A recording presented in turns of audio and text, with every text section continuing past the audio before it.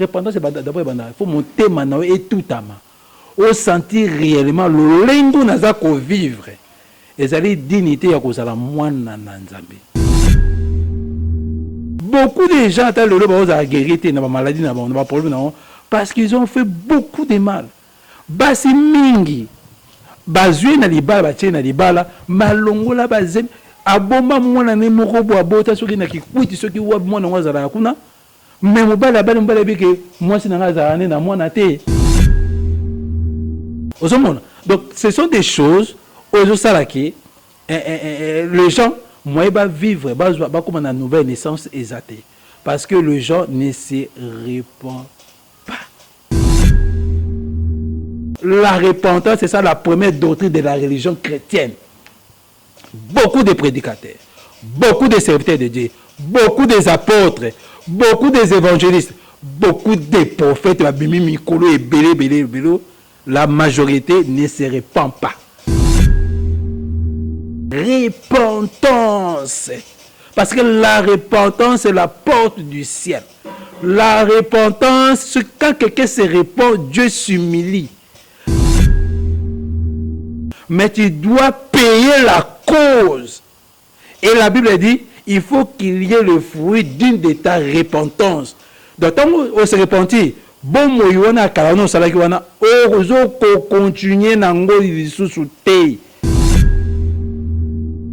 Moi so yo sana yana za moi sa batu ya ndeko na yo, oboto la ki ndeko na yo, moi na ye. Repentance quoi ça nini? Zongisa moi sa batu pas mbala. C'est ça la repentance. Chers internautes, bonjour, j'espère que vous allez bien, surtout que vous êtes scotchés sur Universel Congo News TV pour suivre notre émission de la rubrique Religion avec le pasteur John Ngiama. Je sais que vous êtes vraiment connectés et surtout abonnez-vous, vous êtes vous qui êtes aujourd'hui le premier à être connecté sur notre chaîne, donc vous tombez sur nos vidéos, n'hésitez pas de les partager. Et surtout qu'aujourd'hui ça sera chaud avec le pasteur John Ngiama parce que le sujet d'aujourd'hui sera véritablement approprié pour quelqu'un qui sera délivré au bout du monde.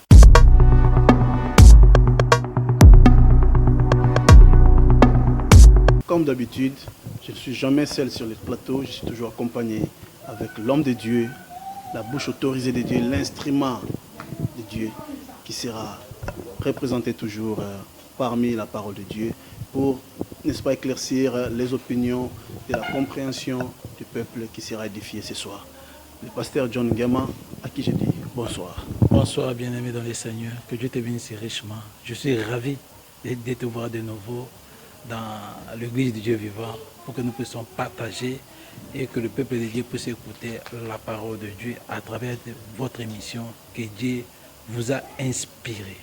Vous êtes vraiment bénis. Merci et j'espère bien que mes frères et sœurs qui sont derrière les petits écrans de leur téléphone, leur smartphone aussi, leurs tablettes et tout consort, vous êtes également bénis par le nom de notre Seigneur Sauveur Jésus-Christ. Pasteur John, revenons à nos moutons. Pour ne pas passer beaucoup plus de temps, je préférais que notre émission soit plus en frangala. Comme vous avez toujours eu l'habitude de l'appeler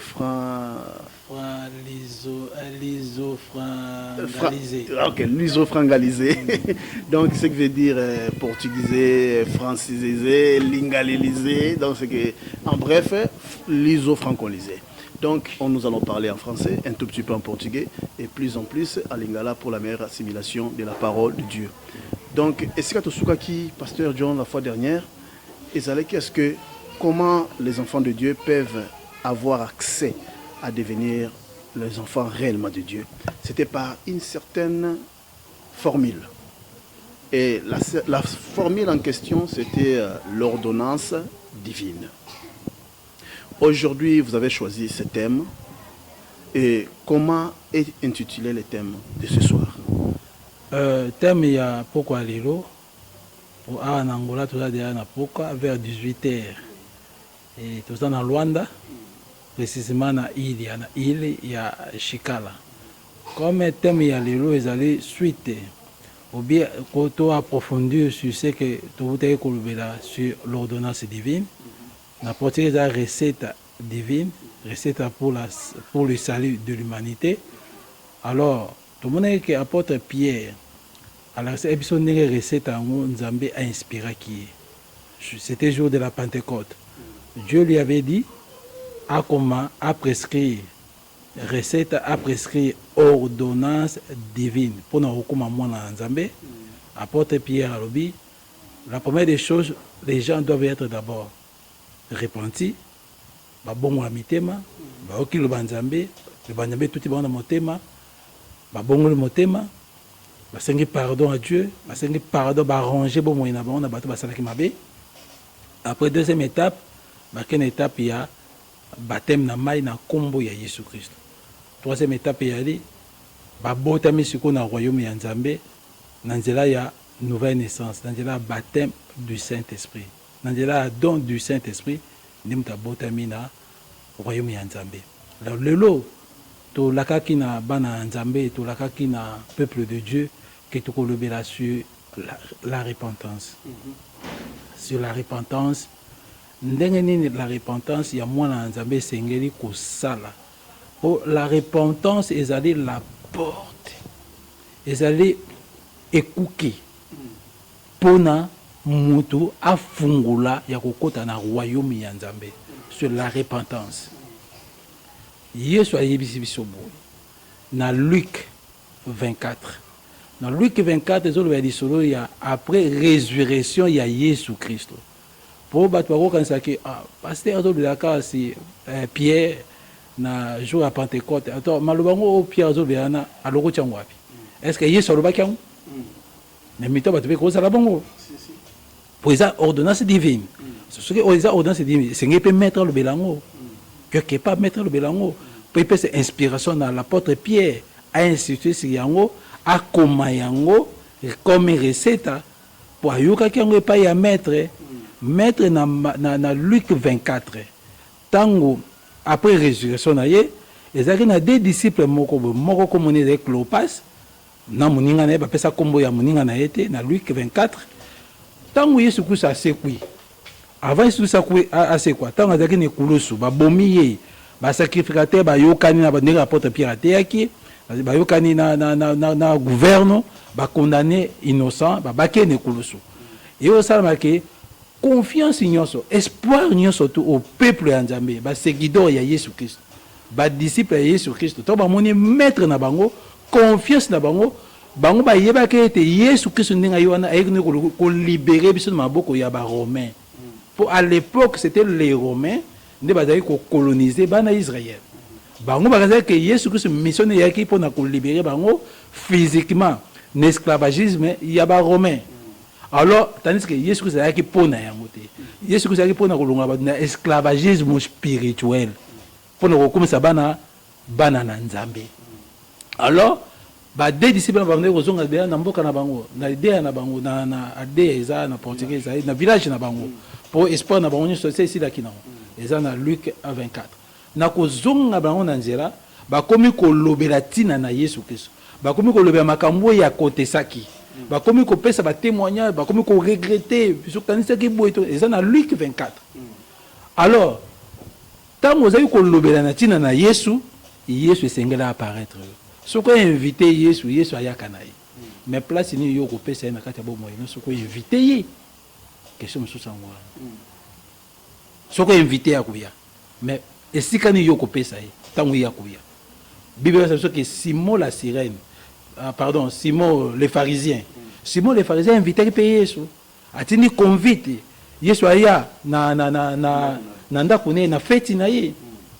Mais tango Yesu aye ayambaki malamu yambaki malamu te tongo yo invité soyé na ndako na bomoi na yo esika oyo ko tia esika nde ya kovanda soki si na première place kovanda na première place o tia esika suka o tia akovanda pe na esika ya suka biso tozali na corps esprit na âme soki invité soki so tika na njoto na o tika na njoto na soki tika na niveau esprit o tika na niveau esprit na soki tikiye na niveau ya âme na yo a tika pe na niveau ya âme na yo. Alors, Yesu Christ ici ba disciple bo. Mais makamu bo expliquer nga makamu ni bino boza on a ba discussion bo le belangoni. Pour ba dek pour inviter Yesu Christ apparaître pas na ba. Ba bandi ko Yesu Christ. mais ezaka mutuka yo moka na kata mokilo na kata Israël ayebi lisolo le kanya wate lisolo le kanya eza boye te bakaza juste boye nzambe Dieu qui lui avait envoyé mais mwana nzambe mutatindaki mais ba sacrificateur ba yokani na ba konza mboka bazui ba bakene ko ba Yesu abandi ko faire ko rappeler bango voilà bon bazo reconnaître te à peu près 3 jours babutu ko baka Yesu babutu ko kunda Yesu mais Yesu Christ apparaît te prendre bango baza ko comprendre était comme pelelo Yesu ko apparaître pas na yo d'une manière à d'une autre on peut comprendre était tu dois avoir la révélation pour nous comprendre que yango ndé le banzambe o ndeza Yesu pour nzambe il change de forme. Merci pasteur. J'espère que vous allez malembe. Parce qu'avec pasteur John Fozo, tant il y a audition, tant il y a observation, même sur les vidéos, et si les ongisama mukesima, rebande la koyoka yango. C'est bénéfique pour la croissance en termes de connaissances des matières divines venant de Dieu. Parce que ici, ils ont représenté une dose, il y a mouké pour la meilleure assimilation et côté vanda. J'espère que tous avancez bien. Vous aimez la vidéo, vous partagez en haut, surtout vous s'abonner et ça la vie super bien pour te croître ensemble comme d'habitude. Pasteur John, recette à lobby, na mono fungo la qui ensemble monene pour na kokotsa bana nzambe na kati ya ben ya likambo ngo. Siko yo là to yesko na étape wana lobby el bosso kité ya nini? La repentance. Siko la vraie repentance. Lobby non koti Yesu na kati na vie na yo esika yo kotia ye ndesika ya kofanda okaboli mutu na bitene misato na nzoto na molimo to na pe na elimo eske Yesu akokopa pe kaka te na nzoto mobima mba moko méthode nini o mutu akosala pour que nzambe azala représenter na betape nyonso wana. Alors bien aimé totanga non o Bible lobby poto ko lobate pa Bible lobby ke nyonso to ko lobby to be na kombo ya Yesu Christ en parlant en acte totanga na o Bible lobby na Luc 24 tobandi na 45 nandako boko bana na atana 1 botanga histoire ngonyo soto 45 Yesu lobby. Alors il est ouvrir l'intelligence afin qu'il puisse comprendre les Écritures. Et il leur dit, ainsi il est écrit, et ainsi il incombait à Christ de souffrir et de ressusciter des morts le 3e jour. C'est écrit dans des prophètes, dans Moïse et dans la parole de Dieu. Et que, où est la recommandation de Jésus-Christ? Et que la repentance, verset 47, 24, 47, et que la repentance et la rémission des péchés soit prêchée en son nom parmi toutes les nations, en commençant à Jérusalem. Et vous êtes les témoins de ces choses. 49. Et voici, j'envoie sur vous la promesse de mon Père. Mais demeurez dans la ville de Jérusalem jusqu'à ce que vous soyez revêtis de la puissance d'en haut. Ah bon, d'abord la repentance, après baptême, c'est ça la rémission de vos péchés. Nasuka na yango, bozera le don du Saint-Esprit. Et c'est quand apôtre Pierre a inspiré l'écriture au Jésus Christ, à l'objet à Luc 24. Alors, tant que nous a se repentir, le point de chose culminant, il y a que dans niveau ni Jésus Christ avant dans la katabo moïnaï. Mais le point culminant d'abord est allé sur la repentance. Qu'est-ce que la repentance? Eh bien aimé, c'est quoi la repentance? Kobongo la motema. Kobongo la motema est allé après avoir koyoka matia na nzambe. Nzambe kolakisa yo condition na yo zali kobikela. Lolenge yo zali ezali kokokana te na ba prescript na ba loi ya nzambe na ba désir ya nzambe na ba désir ya liloba nzambe. Ce que yo comprendre parce que la foi vient de ce qu'on entend de ce qu'on entend de la parole de Dieu. Ce que yo comprendre que réellement tes positions yo zanango le lengo yo za ko vivre ezali conforme te na volonté ya nzambe ezali conforme te na ndenge nzambe alingi ezali libanda na volonté ya nzambe soki motema na yo repentance d'abord banda faut motema na yo etutama o sentir réellement lolengo naza ko vivre ezali dignité ya kozala mwana na nzambe ezali dignité ya kozala mutu azali ko vivre selon la volonté de Dieu et ça lui passe na motema réellement ngai na melaka par exemple na melaka cigarette Bible lobete njoto ezali temple ya nzambe oyokiti ezali temple ya nzambe temple ya nzambe na milinga cigarette temple ya nzambe na milinga diamba temple ya nzambe na milinga ya drogue temple ya nzambe na milinga ya prostitution temple ya nzambe na milinga ya kindumba temple ya nzambe na milinga ya immoralité milinga ya moyibi ya lokuta ko devient mbongo ya l'État ko devient mbongo ya bato ya koboma ene temple ya nzambe ekozala na eloko wana te ntango yo comprendre réellement temple ya nzambe ekozala na eloko wana te esengo osala osenga bolimbisi basengaka bolimbisi na mutu oyo osali mabe nakopesa exemple bato balobaka mbongo ya l'État okoyini koyiba yango ezala yango mabe te soki mbongo ya l'État koyiba yango ezala yango mabe te mpo nani bakangaka bato soki oyibi mbongo ya l'État bakangi yo bazwi mbongo wana bazongisi yango na l'État soki oza repentance soki oyibi mbongo ya l'État ifo ozongisa obongoli motema soki mbongo ya bato ya l'État oyo osombeli yango bandako wana zongisa yango ya l'État mpo oyibaki ya l'État yango wana babengaka repentance bango bazongisaka te bon ezali mateya moko eza difficile mpona koteya yango ata na baeglise pour la plupart bato bazalaka na baeglise wana mingi baza na bacondition wana alors so moto aza na condition wana ozola aseli liloba nzambe selon ndenge nzambe alingeli le gens n'aime pas ça bato balinga bayoka mateyo eza kosepelisa na matoi na bango. Je peux te donner un exemple. L'église, il y a Jean-Baptiste. Et puis Jean-Baptiste. L'église, il y a na banda pemé na mai. Il y a Jourdain. Un jour, l'église, il y a la boy roi. Roi ya Israël. Na mwasi na ye. Na délégation na ye ba koti l'église. So que le président de l'église non, au changer maté. Au ba le pas président. Maintenant o roi ya koti l'église na ye. Ba do ba na se ba nzete, na se ba ba wana ba nzete. Po za une église, il y a na se andele. Na se amoyi. Roi tanga koti, oh Jean-Baptiste azali na mateya na ye, azui mateya changer atie wana likola papier, abandi kote ya si le mariage. Ayebisi roi. Roi na bango. Abeza dignité obala mwasi oyo za na ye. Mwasi oyo za na ye naza mwasi bato ya ndeko na yo. Oboto laki ndeko na yo, mwasi na ye. Répondez moi ça nini? Zongisa mwasi bato pa mbala na ye. C'est ça la repentance. C'est la mise à bâtonner. Ay wa silike kwa kei. Roi zali ko banga, zali ko respecter kwa beke zali lo banzambe. C'est un prophète qui est venu de la part de Dieu.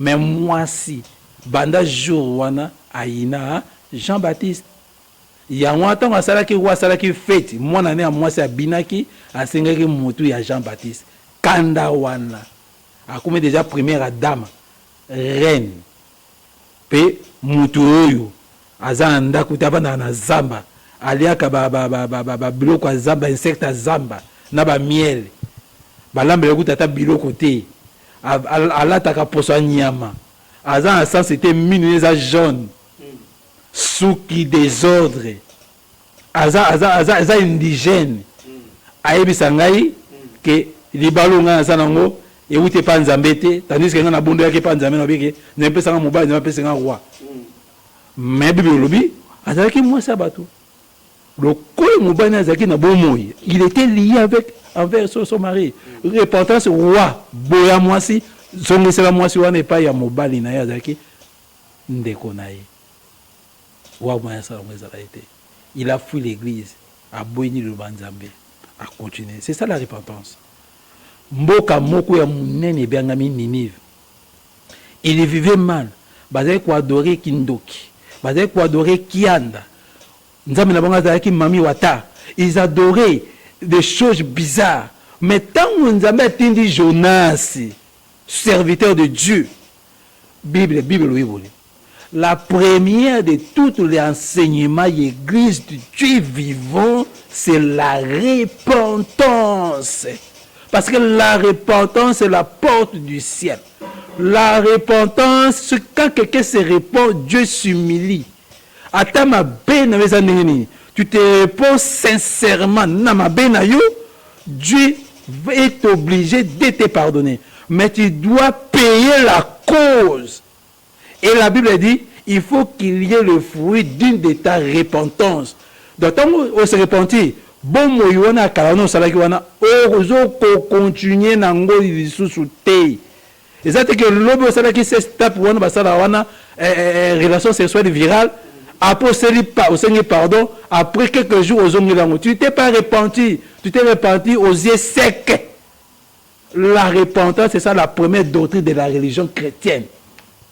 Beaucoup de prédicateurs, beaucoup de serviteurs de Dieu, beaucoup des apôtres, beaucoup des évangélistes, beaucoup de prophètes, la majorité ne se répand pas.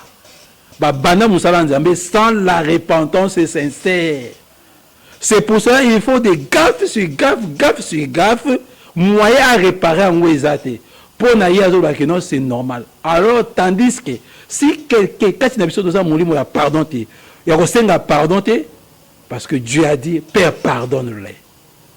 Na croix. Mais yoza moli monate osenga pardon na mabe osalaka et pas ya nzambe et pas ya bato. Oza na situation mo ezali grave na bo moyina. Sans le pardon, sans demander pardon, na vie à mabe oyo et comme lelo, eza ko sala manaka cha mokili. Donc la porte du ciel s'est fermée pour toi. Yawan la bagete, la première des choses c'est la repentance. Naba oyo so longola bazemi. Naba oyo so ba bomaka, c'est la repentance. Quand tu tues, c'est un être que toi tu as tué. C'est un être. Le jour du jugement, maman, pourquoi tu m'avais tué? Tu as tué un être. C'est un péché. Tu dois te repentir. Et quand tu te repens, parce que tu as fait mal à Dieu. Nous avons appelé ça créature, c'est un criard. Au bokola, au bimisa monkili. Yo, interrompre processus. Yo bomi, tu as fait mal à Dieu et tu dois répondre à Dieu qui t'a donné cette sémence-là pour yo crier, pour yo beaucoup là, pour yo gérer. Donc la repentance, c'est en général, c'est pour tout le monde, roi, président, avocat, pasteur, bishop, archbishop, évangéliste, prophète, quoi que ce soit, nous tous. On doit se repentir s'il y a quelque chose de mal dans nos vies. Je peux te donner mon bien-aimé un exemple. Il y a une histoire, il y a moi c'est moi je suis Azaki monitrice na portier monitrice directeur il y a école dominicale, directrice de école dominicale. Alors moi je suis et à comment il faut vivre na ba maladie moko boye incurable et a comment na ba traumatisme na mutu na ye azaki marié a qui a loqué serviteur de Dieu pas bon de la peau na ye pour abenga na molimo na mabe serviteur de Dieu il a prié pour lui ça va indiquer ba sur bon sur ni tout consulte prophétique a prié pour na ye mais il n'y a pas eu une solution na kacha bo moyina non pas sur la repentance accueilli à l'occasion serviteur de Dieu Moussou le serviteur de Dieu grâce à Dieu a dit non na don la vision que Dieu lui avait donné ma sœur toi tu as un problème moi maladie aux wana moi aux la guérir na yangote parce que toi tu as un problème que toi tu te caches derrière toi il y a un comment on a un problème nerveux il y a un problème na maladie incurable problème aux nini au corniaka mobali na yo. Ou tu fais du mal na mobali. Bible dit que le lit conjugal doit accepter de toute suie. Toi tu as mis la suie dans le lit conjugal. L'homme l'a dit, la femme l'a dit comment? Ah oui non.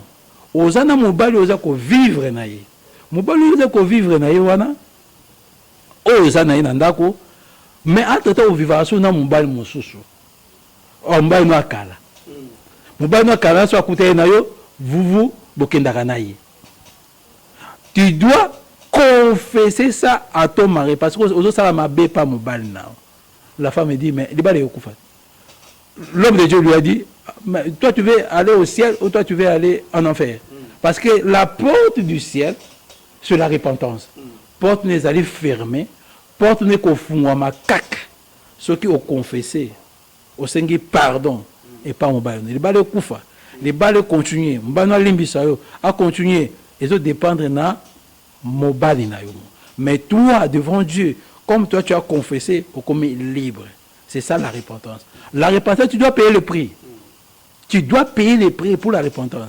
Alors, pour ne pas faire ça, si comme moi en Zambie, ne fais pas ces choses-là. Moi, si on a ici, l'homme de Dieu a dit, je ne saurais pas. Et grâce à Dieu pour moi, si on a, mon bali n'est pas dans condition. Il n'y a pas de tricher mon bali. Mais à moi, c'est ça, mon bali, il y a ça, il y a les bossos. Il y a des gens qui sont boyinga, yo faut la kananga. Soko boyinga na ko divulguer que yo sala nini, yo onamorananga. Le kola moi si azaki servante, soit déjà servante dans une église. À mon avis, ça va divulguer vina wana caché ya mabe ya sui, réputation et sala nini et obeba. Yanga de ko kumbela bango ka bongo. Alors ko sa mobali nae entre ta pas ko vivre na kati ya bomo ya mabe mais yemo ka ko san en dédommager yemo ka commis boma yemo ka ko fechar porte nae pona royaume de Dieu et yeko sa marqué mobali nae grâce à Dieu mobali nae pe azaki na condition na quand l'homme de Dieu a appelé les deux la femme s'est repentie l'homme aussi a se repenti et les choses ba bondé pour Nzambe ba la donner si nango facilement. Donc la chose est que bomba guérison. Beaucoup de gens ont guéri dans maladie, dans ma problème, parce qu'ils ont fait beaucoup de mal. Basi mingi, bazui na libala, batie na libala, malongola bazem, abomba mwana ne moko bo abota soki na kikwiti soki wa mwana wazala kuna, mais mobala bale mbala bike moi si na ngazana na mwana te. Donc ce sont des choses aux salaki. Les gens, moi, ils vont vivre, ils vont comme une nouvelle naissance exaltée. Parce que le gens ne se répand pas. Merci, pasteur. En tout cas, la famille de Dieu, peuple de Dieu, vous êtes vraiment édifiés. Le pasteur était vraiment explicite. Il a expliqué à un niveau très, très, très bas et terre à terre pour la meilleure compréhension et l'assimilation de la parole de Dieu. Quant à moi, j'étais stupéfait. Quand l'homme de Dieu parlait, c'est comme si la terre avait un moroté. La terre a un nabine en même temps. Parce que ngane la zawa n'a eu un plus. N'a comprendre qu'est-ce qu'est la vraie repentance. Les zawa malaba la musuzo kufa. Ils ont commencé à séparer juste car pour na quitter tutesse. Juste car pour na orgueil. Simplicité, humilité, zate. Que au sali mabo reconnaître que au sali mabo senga moninga bolimbisi bossa la table rase likambwane sila mususu pe au mona influence abatu musu pembeni nae ba yoko bakise su kite tutesse ko senga bolimbisi te ko komi kitisa yo pesa la ka mabe boko kana yepa yo kapasi mais en dépit de toutes choses mutu pas a gagner na kati azati koto yo moko mi bebisi relation na Nzambe il y a des conséquences gravissimes o yo kwa sime o peut-être ça la terrible pour la vie na yo. Il y a une maladie d'estomac, il y a une dépression, comme il est perturbé, tout le temps il ne fallait pas. Côté de mobile pas qu'il y a la même chose à cause de la tétitesse nabiso. Donc quand il dit repentir, c'est reconnaître ses péchés et payer les prix forts. On a comprendre, j'espère, au bout du fil, de l'autre côté de la caméra, on a un téléphone, un smartphone, en compagnie, de la famille, à comprendre Nzambe, à permettre dimanche à l'élo, de Kabanabino. En tout cas, merci pasteur. Nzamba Pambolayo. Nzamba Pambolayo, mais le lot que vous posez, la question est bien. En tout cas, les lots, questions à la quitter, les lots Nzamba Tizagi Oloba. Amen. Amen. N'a que prochainement, volume Oyo, recette à l'États-Unis. Recette à l'ordonnance à l'élo, dose sur la repentance. La repentance. C'est bon, deuxième dose. Deuxième dose, le baptême au nom du Seigneur Jésus-Christ. Pour Bible, vous voyez, la repentance, le baptême, le don du Saint-Esprit doit être prêché au nom de Jésus-Christ. Nota beta. Au nom de Jésus-Christ. Au ciel, la famille du ciel s'appelle Jésus-Christ. La famille sur la terre s'appelle Jésus-Christ. Ceux qui sont au-delà s'appellent Jésus-Christ. L'unique nom qui a été donné aux humanités, c'est au nom du Seigneur hein? Jésus-Christ. Merci, pasteur. Nabanzi Boyoki, deuxième volume. Boyoka yango prochainement. Quand la minute pour biso de Tikotak. Donc, ce côté l'émission, oh, il y a des bandes qui ont bandes en Zambé, donc continuons toujours en Zambé. Bah, on se s'abonner un peu en retard. Dans la vidéo na biso moko précédente, kota au kota la neto banana pasteur John, deuxième volume, si tu commis à niveau oyo. Nzambé a pambola bino, a pambola surtout équipe technique nanga, na notre frère fidèle, hein, Fidel Castro. Fidel Castro, c'est Fidel Bondela. Donc il y a tout Bondela qui mingi posa fidèle. Salam San est tellement bien, Akadrabi soit tellement patient. Et je m'en vais féliciter encore une fois de plus notre monteur-réalisateur, Bobo Hollywood, notre très cher partenaire, et Francis Kabalenda, Tobo Saniote, Banana Nzambe Nyoso, les profs Jiman, Maître Boba, Papa Katale, on a passé une beauté à trop. Beau s'abonner surtout. Baningananga, Beau Kamoate, Nzamende a changé à Batou. Bison surtout Tagina Mukili, de comprendre. Té, les qui nous là comme biso na lifelo. To kutana ba épreuve belé nzambe a pesi une seconde chance to benga mabana ye. Alors to zana canal oyo pona ko bela nzambe pona ko édifier oyo pe ayebinga ndenge na zana ba via kala. On appelle comment le ngai. Yoka mateur pasteur John, yoka mateur oh bien zo baptême nzamba selo ya minene. La suite au prochain numéro sur la même chaîne universelle Congo News TV. Vous s'abonnez, vous partagez le Banzambé et pour moi je vous salue.